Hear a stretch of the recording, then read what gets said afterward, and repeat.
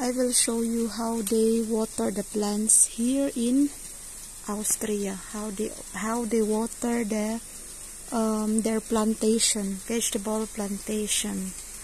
So ayan, in-install nila yung water pipe sa gitna ng plantation, tsaka nilalagyan ng tubig. Kaya mas mabilis or mas madali at walang kahirap-hirap yung pag-water ng plants nila dito. Ayan, umiikot-ikot yan siya.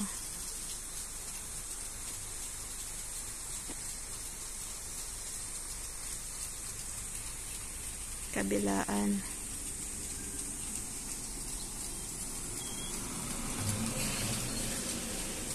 Ayan yung may-ari.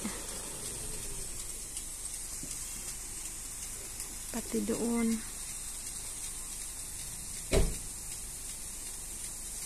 Pati doon. Ayan, kabilaan siya.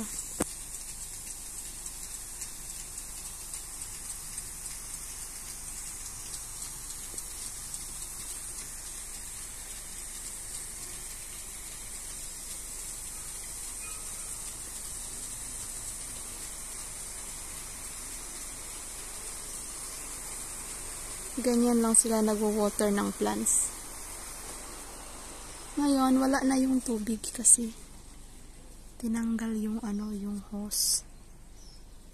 Yung hose doon sa yung may-ari.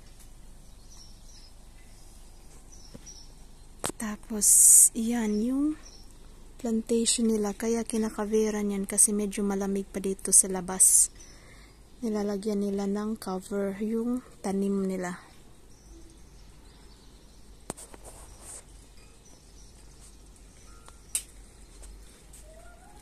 So that's it, guys. Thank you for watching.